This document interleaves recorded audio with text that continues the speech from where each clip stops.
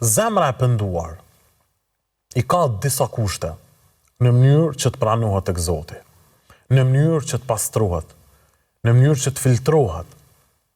E ato janë: e para, sinqeriteti ndaj Allahut subhanahu wa taala. Pra, mos të pendohesh për shkak se ke frikë nga ndonjë njeri. Mos të pendohesh për shkak se ndoshta nëse ndalesh nga kjo gjë do të përfitosh në gjëra tjera të njëjtën e kësaj bote në aspektin material. Por të ndalesh nga mëkati sepse kështu urdhëroi krijuesi yt. Sepse kështu deshi Allahu azza wa jall. Sepse ai i cili meriton që ne ta dëgjojmë dhe ta respektojmë urdhrin e tij është i lartë madhërishmi, Allahu, e jo dikush tjetër. Pra, e para sinqeriteti. Kushti i dytë që kanë cekur dietarët islam është keqardhja për mëkatin dhe gjunahin që e ke bërë. Pra, ta kish kokën e përullur dhe me turp. Pse lejova që ta bëj filan mëkatin? Pse isha aq mendje lehtë në intrigat e shejtanit që me vuri në këto sprova të fuqishme të mëkateve? Pse ndodhi? Pse u likështova? Pse e dobësova besimin tim? Të ndihesh keqardhje, dhe keqardhja është kushti më i madh i pendimit, siç thotë edhe vet Ibnul Qayyim. Kushti i tretë është braktisja e mëkatit më njëherë. Pra, që ato mëkatet e cilat ta kanë ngurtësuar zemrën dhe të kanë lodhur, ti stoposh më njëherë. Të ndalesh prej tyre dhe të distancohesh prej tyre.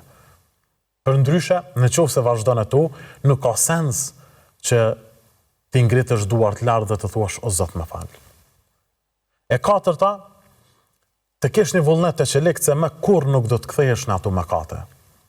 Dhe e pesta, që pendimi të bëhet në kohën e caktuar. Dhe kjo kohë i ka dy pjesë. Njëra anë ose njëra pjesë është atëherë kur njëra prej shenjave të kiametit, prej shenjave të mëdha të kiametit, është kur dielli do të lindë në perëndim. Kur dielli do të lindë në perëndim. Në atë ku, si pas pejgamberit sallallahu alaihi wasallam, nuk i bën me dobi robit pendimi i tij nga gjunahet dhe mëkatet që i bën. Dhe koha e dytë ose pjesa e dytë e kësaj kohe është kur i afrohet muslimanit dhe muslimanes ose njeriut në përgjithësi afati i dorëzimit të shpirtit tek Allahu, momenti i fundit i vdekjes.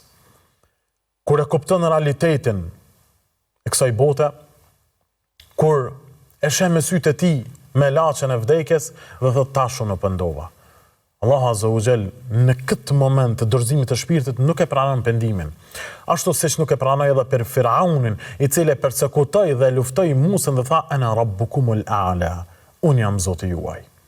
Dhe në fund, pasi që u hapën rrugët e detit dhe kaloi Musa me gjithë popullin e tij dhe ata që i besuan, atëherë u përmbys Firauni me ushtrinë e tij dhe tha Zoti që tash o Firaun, edhe pse e ngrite gishtin lart, dhe tha se tash i besoj Zotit e Musës, tash më nuk pranohet pendimi yt.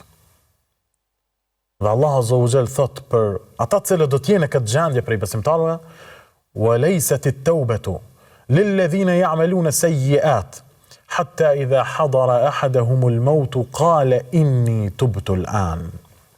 Dhe nuk është i pranueshëm pendimi për ata të cilët bëjnë vepra të këqija, dhe kur u vija afati fundit i vdekjes thonë tash unë u pendova.